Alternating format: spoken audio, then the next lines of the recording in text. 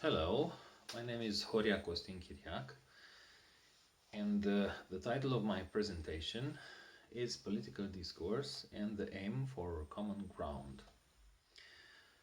The present paper intends to emphasize the impact of political discourse on the consciousness of the public, starting from the articulation of the argumentative structures and the cluster of values involved in the process. Throughout his persuasion attempt, the speaker lays on some arguments in order to obtain a change in the attitude of the public towards the thesis promoted by the discourse. But the effectiveness of those arguments, no matter how strong or weak might they seem for an external point of view, depends on the layer of values shared in the same time by the speaker and his audience. Quite often such values constitute the ground of the argumentation and provide a vital link between the arguments and the thesis. They are embedded into the discourse, and the speaker decides to evoke them whenever he needs to influence the moral stance of his public. However, there are a few barriers that prevent sometimes the speaker to connect to the moral code assumed consciously or unconsciously by the public. A few of them regard the limited knowledge of the public possessed by the speaker, but another category is represented by the lack of trust, by the suspicions of the public as far as the moral profile of the speaker is concerned. Namely, there is always a possibility for the claim of the speaker that he really shares the same set of values with his public to be only an image game. Thus, in the political discourse, the spectre of demagogy is always more or less present as far as the moral profile of the speaker is concerned. We are going to exemplify a variety of situations regarding the axiological relation between the political speaker and his public, starting from some of the most significant discourses in the history of political oratory. And we can classify these discourses into those in which the speaker is quite sincere and he really assumes the value he evokes, and on the other hand, we have some demagogical discourses when the speaker just claims to assume a set of values common with his public, but he is not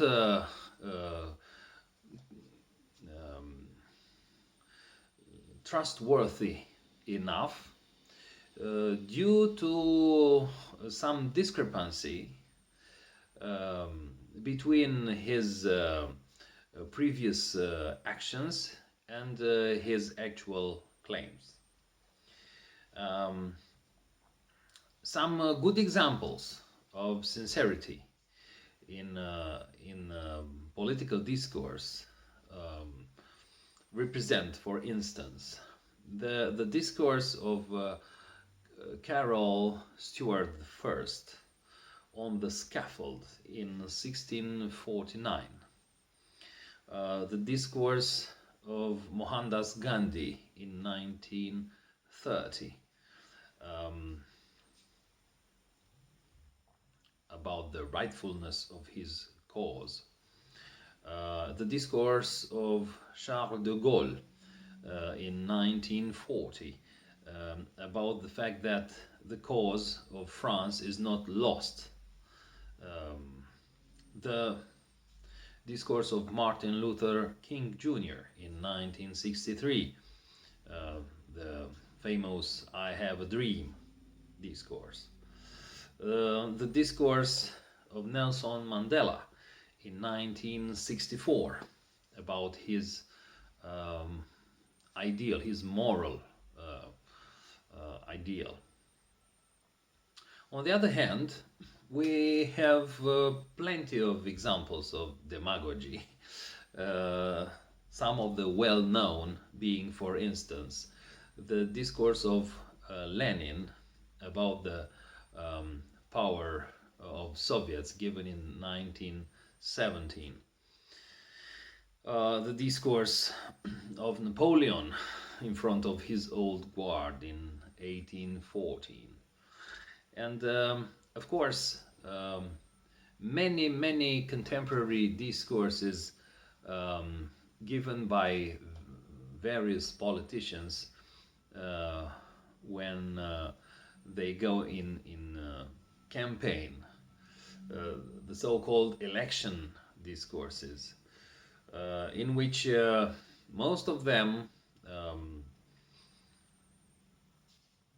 try to connect themselves to the public using a common ground,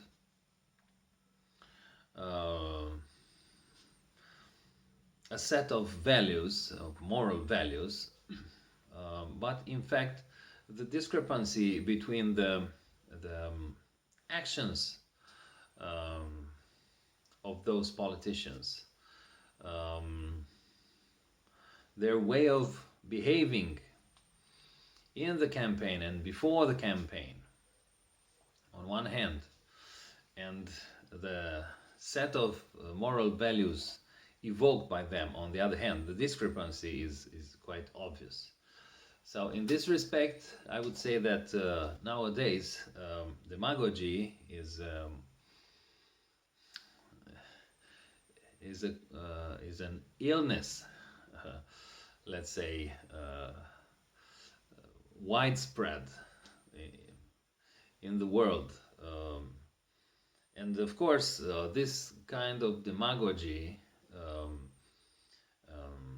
can be encountered in authoritarian regimes when dictators claim to be generous towards their towards the people, towards the country, being in fact those who dictate their will, regardless of the real needs of the people.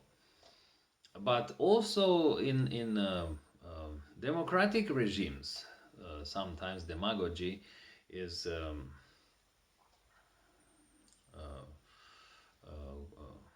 present, and the effects, the negative effects, are pretty serious, because people tend to be naive as far as the real intentions of the politicians are concerned, and the mechanisms of verifying the real intentions of the politician, or the mechanisms of analyzing critically the claims of the speaker do not function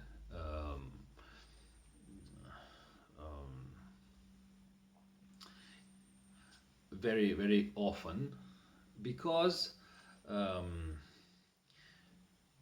sometimes the informations about the real intentions of a certain candidate that circulate into the media or into the social media are quite confusing, are quite controversial. Therefore, we can talk about some sort of semantic noise that prevents common people to really understand what is going on, what is the real moral profile of a certain politician. Therefore, gaining a common ground, a moral ground that unifies the political speaker and his audience or his public is mainly an aspiration rather than a reality, in my opinion. And this might be one of the problems that prevents a good connection between the speaker and his audience in as far as the political discourse is concerned. Of course, one can say that some of the examples we have already given are not genuinely political discourses. For instance, the discourse of Martin Luther King about the equality, about equality in civil rights in America, in United States, might be seen as being not just a political discourse, but let's say a discourse with a specific moral aim. Nevertheless, there were significant political changes that arose after that discourse was pronounced. Therefore, we can include it into this group, let's say, significant group. The same thing can be told about the discourse of Mohandas Gandhi.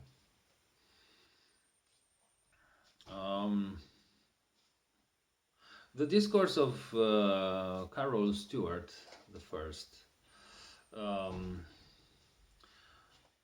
was not exactly a political discourse, a genuine political discourse, but he tried to have a dialogue with the posterity about some basic principles that regard the mission of a king in front of his people. In this regard, I think we could also evoke this discourse as a good example of sincerity in politics, let's say, or as far as the subject of the relation between the leader and his people is concerned. As a conclusion, I would say that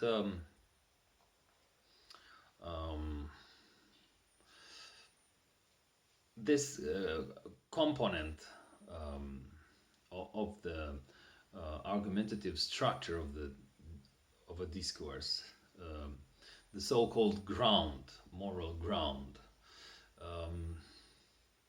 is quite a sensitive subject, and one should never ignore the difficulties of gaining a common ground that unifies the speaker and his public. And I think that Chaim Perelman, in his famous book, underlined in his own terminology this aspect very well, and I think he had very good reasons for doing that. Thank you very much.